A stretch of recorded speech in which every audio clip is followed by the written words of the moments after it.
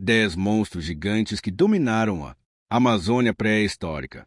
A Amazônia de hoje é uma tapeçaria viva, de cores, sons e umidade, mas há milhões de anos, esse mesmo território era o palco de algo muito diferente.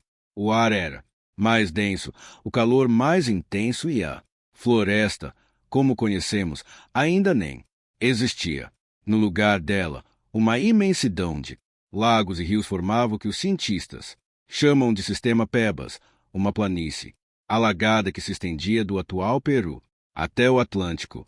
Era um mundo dominado pela água e pela vida, onde as criaturas não apenas coexistiam, elas competiam em uma escala de poder que fazia qualquer predador moderno parecer pequeno. Mas antes da gente continuar, escreva nos comentários qual o horário que nos acompanha e de qual região para saber o quão longe os nossos episódios estão chegando. E não esqueça de se inscrever. Isso nos motiva muito para continuar trazendo temas interessantes aqui no canal Raiz Primitiva. Aquele era o Mioceno há cerca de 10 milhões de anos.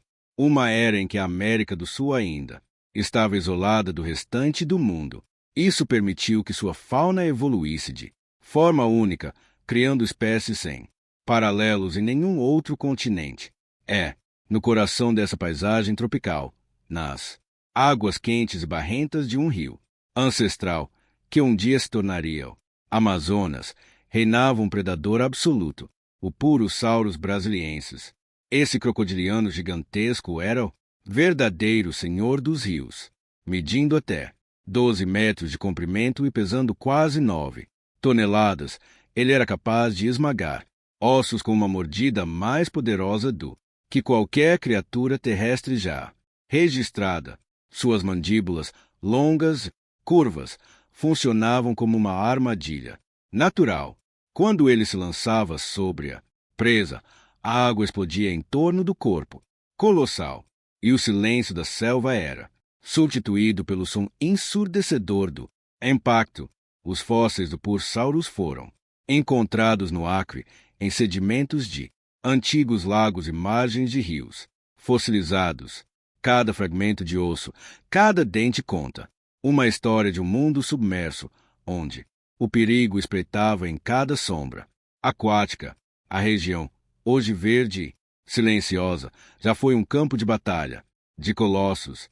O Purosaurus não caçava, ele emboscava, permanecia imóvel, submerso, até que o movimento de um peixe ou o passo de um mamífero desavisado quebrasse a superfície da água. Então, em um único golpe, o predador ancestral emergia, arrastando tudo para as profundezas. Mas o Purosaurus não estava sozinho. Compartilhava seu domínio com criaturas igualmente extraordinárias. Nas margens enlameadas, uma sombra ovalada deslizava lentamente. Estupendemes geográficos, uma tartaruga colossal com um casco de mais de 3,5 metros. Sua couraça grossa e arredondada era tão resistente que poderia suportar mordidas de crocodilos menores. Mas diante do Purosaurus, nem mesmo ela estava segura. A fossa de carapaças com marcas profundas de dentes, evidências diretas de encontros fatais entre esses dois gigantes. Abaixo da superfície, outro monstro aguardava em silêncio. Entre troncos caídos e águas turvas, uma serpente colossal se movia lentamente. Era a Titanoboa, um reptil de quase 13 metros de comprimento e mais de 1 tonelada de peso. Diferente das cobras modernas, ela não usava veneno, preferia a força pura. Enrolava-se em torno da presa e esmagava ossos com a pressão de centenas de quilos. Os cientistas acreditam que ela caçava crocodilos e tartarugas com facilidade, aproveitando as altas temperaturas da região que permitiam um metabolismo acelerado e crescimento descomunal. A Amazônia pré-histórica era um ecossistema de extremos, onde hoje há um rio calmo e coberto de vitórias régias. Havia uma teia de rios interconectados, onde predadores e presas evoluíam em uma corrida constante pela sobrevivência. O ar úmido carregava o cheiro de lama, matéria orgânica em decomposição.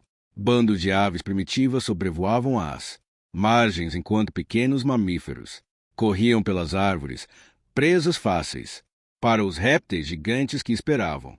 Na beira d'água, entre as águas escuras, cardumes de mega-piranha paranenses cortavam o rio em enxames. Cada uma delas media cerca de 1 metro, com dentes triangulares e força de mordida comparável à de um tubarão moderno.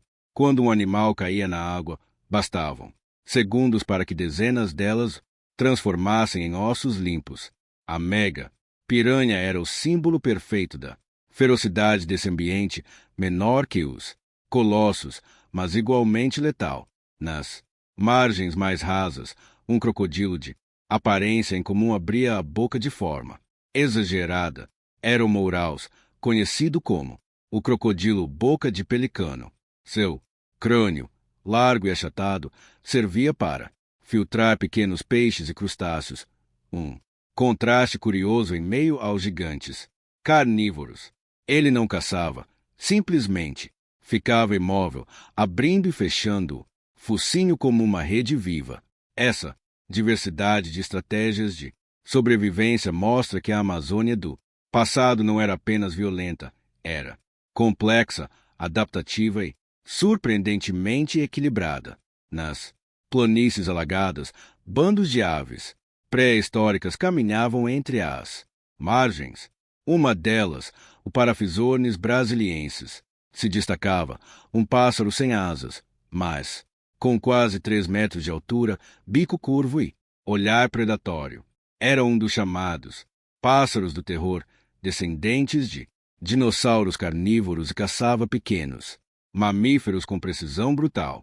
Seu bico, afiado como uma lâmina, podia perfurar crânios com um único golpe.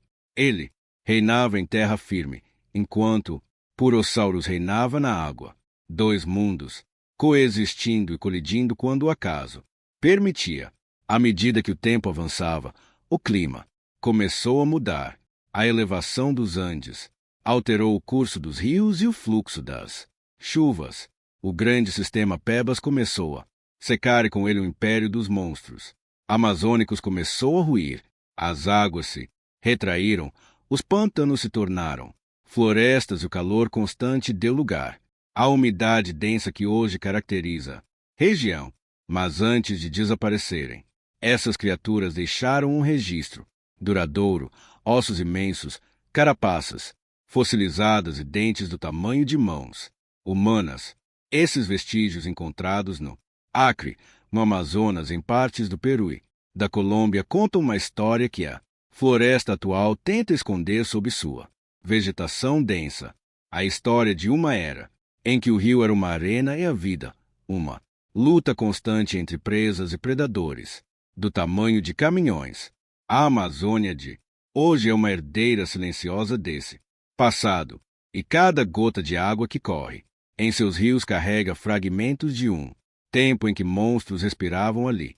Quando o sistema Pebas atingiu seu auge, há cerca de 11 milhões de anos, a Amazônia era um mosaico de pantanos intermináveis, lagos rasos e rios lentos que serpenteavam por milhares de quilômetros. A paisagem lembrava mais atual Pantanal do que a selva úmida que conhecemos hoje. A umidade era extrema, a temperatura ultrapassava os 30 e a linha do horizonte era dominada por uma neblina constante. Essa combinação de calor, água e isolamento criou um berço perfeito para a evolução de criaturas que desafiavam os limites da biologia conhecida. Era um mundo exuberante, mas também piedoso. O Purosaurus brasiliensis, no topo dessa cadeia alimentar, mantinha o domínio absoluto das águas, com uma mordida capaz de exercer mais de 7 toneladas de pressão. Era o maior predador da América do Sul. Ele não apenas caçava, moldava o ambiente em torno de si. Onde o Purosaurus nadava, outros animais evitavam se aproximar. Seus territórios se estendiam por quilômetros e fósseis encontrados sugerem que ele podia viver por décadas crescendo lentamente até atingir proporções inimagináveis. Seus dentes, afiados e curvos, eram projetados para rasgar carne e esmagar ossos, e suas vértebras revelam uma musculatura de pura potência. Entre suas presas estava a estupendemes geográficos, a maior tartaruga de água, doce já registrada. Seu casco, que podia pesar mais de 300 quilogramas, tinha marcas profundas de dentes fossilizados de purossauros, uma evidência direta de que o confronto entre essas espécies era frequente. Estudos recentes mostraram que os machos das tupendemes possuíam grandes espinhos laterais no casco, possivelmente usados tanto para defesa quanto para disputas entre si.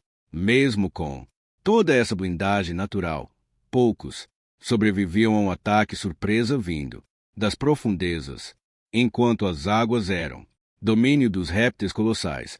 As margens de floresta abrigavam outros gigantes, o Notiomastodoon platensis, um parente distante dos elefantes modernos, caminhava em grupos pelas áreas mais abertas, alimentando-se de folhas, ramos baixos. Seus fósseis encontrados em Rondônia e no Acre mostram que chegavam a 3 metros de altura e pesavam mais de 5 toneladas. Sua presença na Amazônia é um lembrete de que a região já foi muito mais diversa do que imaginamos. Um refúgio de megafauna tropical, onde répteis, aves e mamíferos coexistiam em equilíbrio frágil, mas onde há presas, há predadores, e entre os mais temidos estava o Silodon, o Lator, o lendário tigre dente de sabre da América do Sul, com presas de mais de 20 centímetros e músculos que lembravam os de um urso. Ele era uma força da natureza. Embora preferisse regiões mais abertas, há evidências fósseis que indicam sua presença nas bordas da Amazônia durante períodos de seca. Imagine-o avançando silenciosamente pela mata rala, emboscando um Notomastodon jovem que se afastou demais do grupo. Esses encontros eram raros, mas brutais e moldavam o comportamento das espécies sobreviventes. Nas águas, o império dos peixes também refletia a escala da era. A mega-piranha paranensis, ancestral das piranhas modernas, tinha mandíbulas tão poderosas que podiam partir ossos com facilidade. Fossilizada na região do Alto Solimões, ela mostra como até os menores predadores da época possuíam proporções descomunais. Enquanto as piranhas atuais vivem em cardumes, acredita-se que as piranhas caçavam sozinhas, emboscando suas presas com ataques fulminantes. Então havia o Moura sútios, o crocodilo, boca de pelicano. Seu focinho largo e achatado era uma adaptação bizarra. Ele não mordia ou dilacerava, filtrava. Ficava imóvel nas águas rasas, abrindo a boca e sugando grandes volumes de água, filtrando peixes e pequenos invertebrados como se fosse uma versão reptiliana de uma baleia. Essa estratégia pacífica o tornava único, mas também vulnerável. Um Moura sútil distraído era presa fácil para o Purosaurus.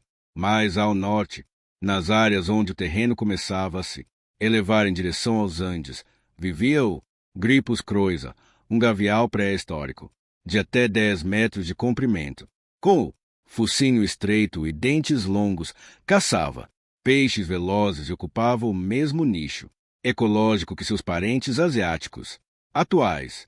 Ele era o símbolo da diversidade amazônica, uma linhagem evolutiva, isolada que prosperava em águas quentes e lentas até ser extinta com as mudanças climáticas e a redução dos pântanos. Mas nem todos os crocodilianos eram aquáticos. Os sebecos e caiorinos, outro morador dessa região, preferia caçar em terra firme, com cerca de 3 metros de comprimento e pernas adaptadas para correr.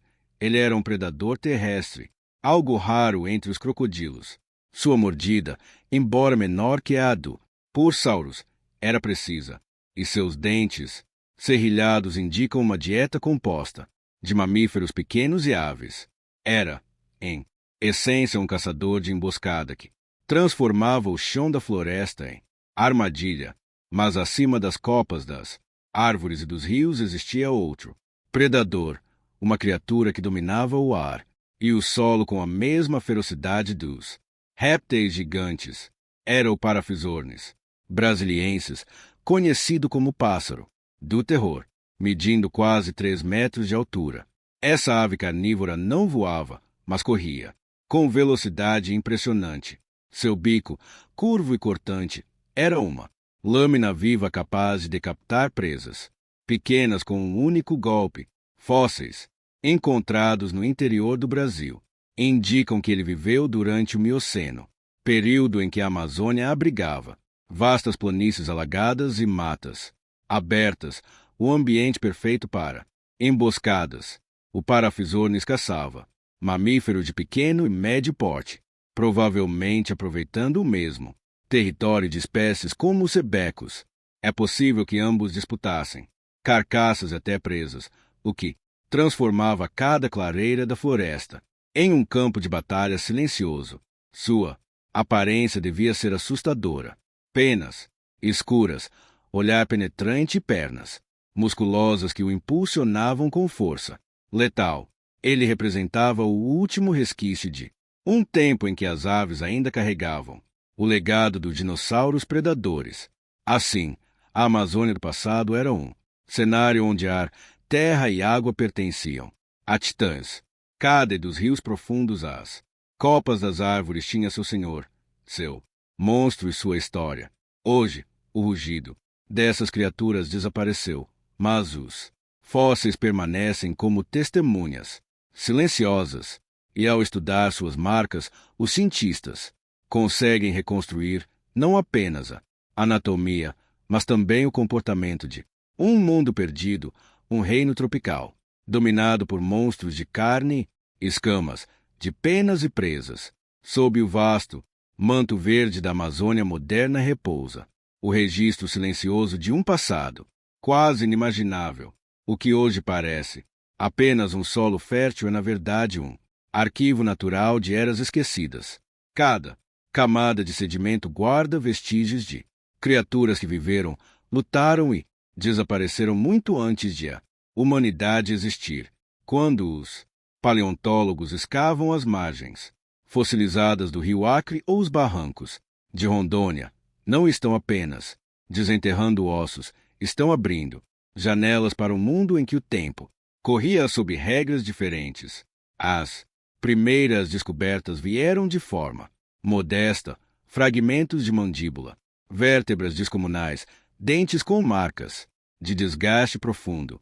Mas à medida que o número de fósseis aumentava, a imagem começou a se formar. Um ecossistema completo, repleto de criaturas que desafiaram a lógica evolutiva.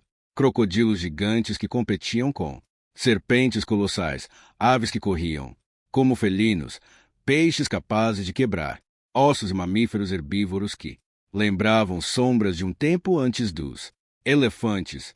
Entre todos os vestígios encontrados, poucos despertaram tanta curiosidade quanto o crânio fragmentado do Paraphizornis brasiliensis recuperado no interior do Brasil.